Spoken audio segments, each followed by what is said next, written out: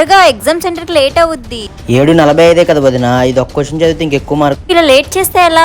పర్లేదు వదిన, ఆటో దొరికితే 10 నిమిషాల్లో సెంటర్కి వెళ్ళిపోవచ్చు. అమ్మా నువ్వు తినడానికి ఏం పెట్టమాక, అసలే నాకు ఆఫీస్ లేట్ అవుతుంది, ఇప్పటికే లేట్ అయింది. ఎప్పుడు కంగారేనా? ఆగు, ఏదైనా తినడానికి తీసుకొస్తా.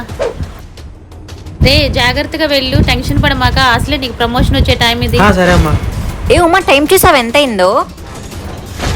జాగ్రత్త, ఎగ్జామ్ బాగా రాయి. సార్ వచ్చేస్తున్నా, ఆన్ ది వే, 2 minutes వచ్చేస్తున్నా, దారిలో ఉన్నా. అమ్మో ఏంటి ఎంత లేట్ అవుతుంది, ఒక్క బస్సు కూడా రాలేదు. కొంచెం సెంటర్ దగ్గర దింపను అన్న, అరగంట నుంచి వస్తాం, ఒక ఆటో కూడా రావట్లేదు. ఇసుకించగరా, నాకు చాలా పనులు ఉన్నాయి. అయినా నీకు ఈ ఎగ్జామ్ పోతే తర్వాత రాసుకోవచ్చు, మరి నాకు ఇప్పుడు ఆఫీస్ పోతే. అన్నా ఈ ఎగ్జామ్ రాయిపోతే ఫెయిల్ అయినట్టే, ఎలాగోలో వెళ్ళాలి. రే వెళ్ళిపోదాం అనుకున్నా, కానీ నాకు నా ఉద్యోగం ఎంత ఇంపార్టెంటో నీకు నీ ఎగ్జామ్ అంత ఇంపార్టెంట్. వీటికి వీలైనంత వరకు ముందుండాలి తప్ప వెనకుండకూడదు. పని మనకి బాధ్యత అయితే పరీక్ష వాళ్ళకి 10 నిమిషాలు కేటాయించి సహాయం చేయండి.